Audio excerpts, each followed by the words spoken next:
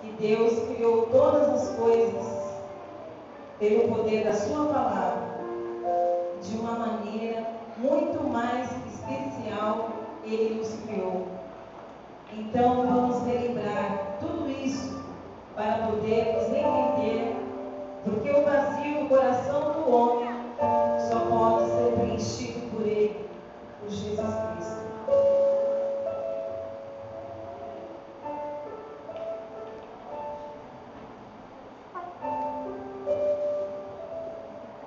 Deus relata no livro de Gênesis que, acabando Deus de criar todas as coisas pela sua palavra, disse: façamos o homem à nossa imagem, conforme a nossa semelhança. E formou o Senhor o homem do pó da terra, e soprou em suas narinas o fôlego de vida. E foi feito o homem alto e vivente, e assim os criou, homem e mulher. E formou o Senhor Deus um jardim no Éden, e ali colocou o homem. E fez brotar toda a árvore agradável, a árvore da vida no meio do jardim, e a árvore do conhecimento do bem e do mal.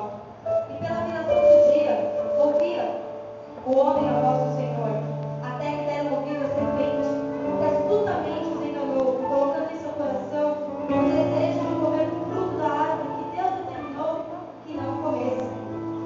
E acabando de comer o fruto, imediatamente lhe abriram os olhos, colocando fim àquele lindo estado de inocência.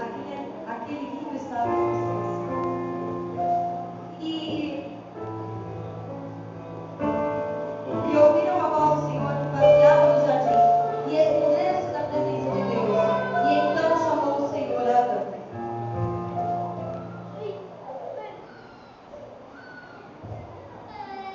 Adão, onde estás?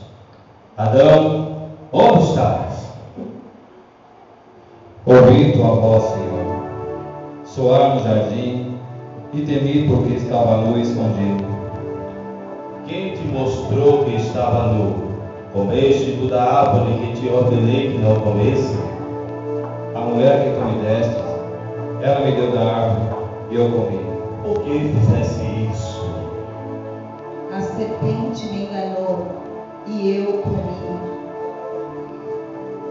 Eis que o homem é como um de nós, sabendo o bem e o mal, para que não coma também da árvore da vida eternamente. Os lançarei para fora do jardim.